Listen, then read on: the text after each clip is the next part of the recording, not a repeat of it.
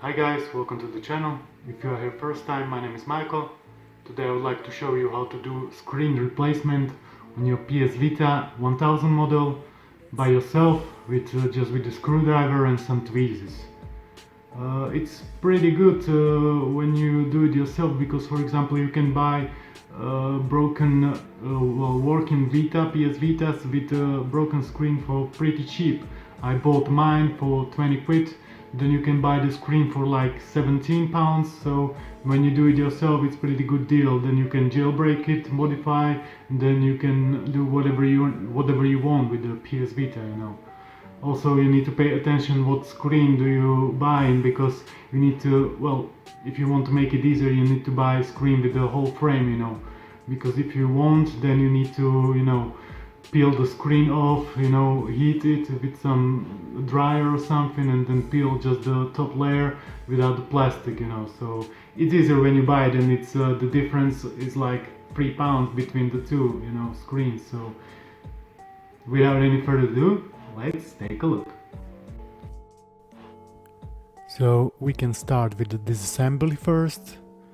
All you need is a Phillips screwdriver with a cross tip. Then there are 2 screws on the top and bottom, and 4 from the back side, from the rear side. You need to take it all off. Don't forget to take off your memory card, any games you may have forgotten in the game slot. And then you take the screws out, and then you can carefully pry it open, either with some tool or with your fingers. Don't forget that at the bottom there is the connection for the battery and for the rear touchpad. So be careful not to tear it, but just slowly pry it open and then unclip it with your fingers. When we got inside, then we want to get to the left side of the motherboard out. First we need to take those 2 screws out. We take off the metal bracket. Then we need to take off the 3 ribbon cables. One, the biggest one in the middle, that's connecting it with the main motherboard. Then there is on the top there is the shoulder button ribbon cable, and on the bottom there is the joystick ribbon cable. Then we can take off the left side of the motherboard, and we can move to the right side of the motherboard. There are also 3 ribbon cables that you need to unclip. Also the big one for the motherboards, in the middle for the joystick, and top on the shoulder button. Then there are also 2 screws holding it down with a metal bracket. Then you can carefully unclip it. There are plastic brackets, so you just need to slowly move on the sides and, you know, loosen it. Then we can move out the motherboard, take out the screw from the bottom left corner, then unclip the ribbon cable from the power button. Then there is one screw under the camera, rear camera. Then you can take off the top plastic piece with the buttons. Then you can take off the plastic bracket that was underneath the camera. Then there is 1 screw on the top of the motherboard with some metal bracket. Then you can carefully pry open the motherboard. Don't forget there is the ribbon cable from the bottom side. That's the ribbon cable from the LCD, from the screen. So we need to carefully unclip it. And then that's it. We can take off the motherboard, and here we go. There is the screen replacement screen, as you can see, with the plastic frame as well. And then we need to take all the bits and bobs out and put it on the, you know, new screen. There are shoulder buttons, power button, and all the action button, D-pads, and joysticks, and screen select, and PlayStation button. So we need to take all of those out and put it onto the other screen.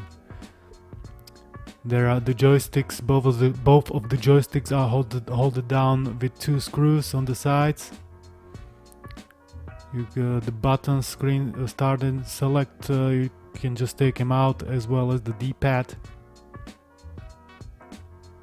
Then we need to take off the rim that's underneath the joystick. When you buy a new screen, it's not in there. Doesn't matter if you don't put it there, but it's prettier when you have it there. It's like, you know, with the silver accent, so it's nice to have it there, and it's easy to take it off and put it there. There is no glue in it, it just stuck in there.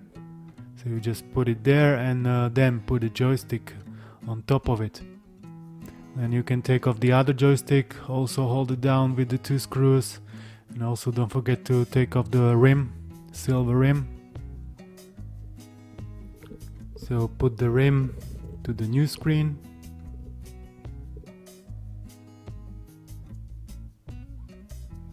And then put the PlayStation button. And then you can start to peel off the shoulder buttons. They are held down just with some glue, so it's easy to take it off. You can take it off in one piece. I didn't notice that, you know, there is the rubber part and then there is the plastic part. So if you want, you can just take it all in one piece. I haven't noticed it, and then I, you know, separated it.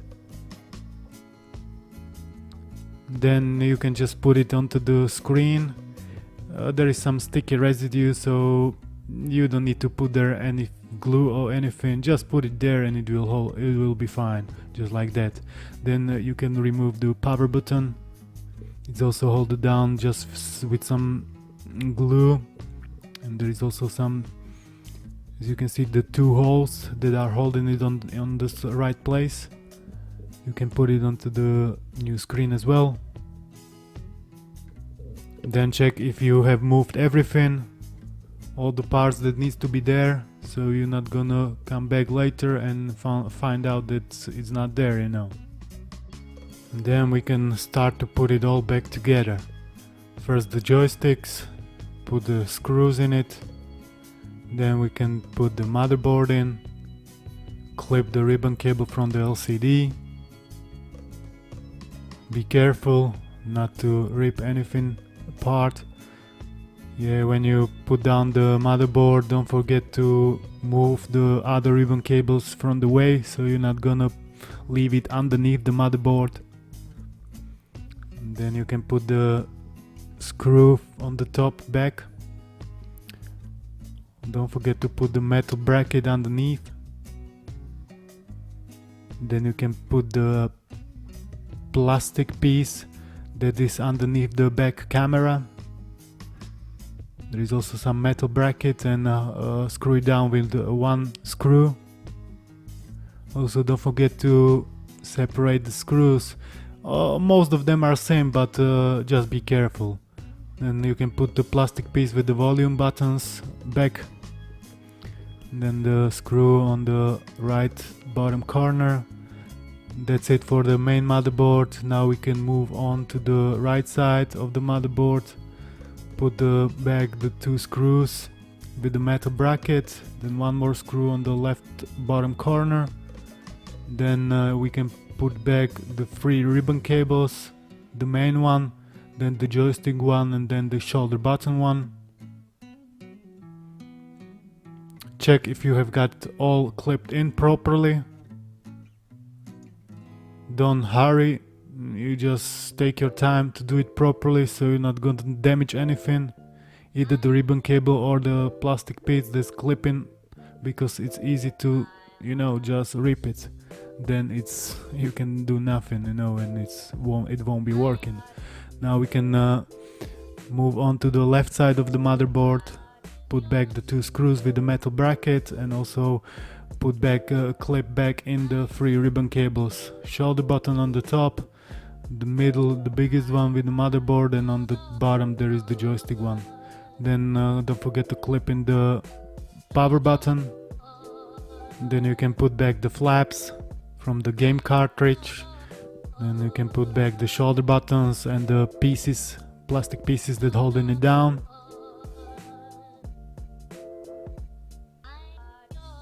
And then finally you can plug back in the battery and the rear touchpad. And that's it, you know, you've accomplished it. Now check if everything is plugged in back. If everything is plugged back in, and then you can try to switch it on. Yeah, as you can see, mission was accomplished. The PS Vita is still working. Now you can put back the rest of the screws, 2 from the bottom, 2 from the top, and 4 from the rear side. And that's basically it. You can try it if all the buttons are working, because there might be you forgot to plug something in.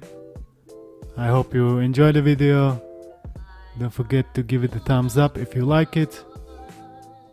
I hope you enjoy your Vita as much as I do. I would like to thank you all for watching, guys, and see you in the next one. Bye.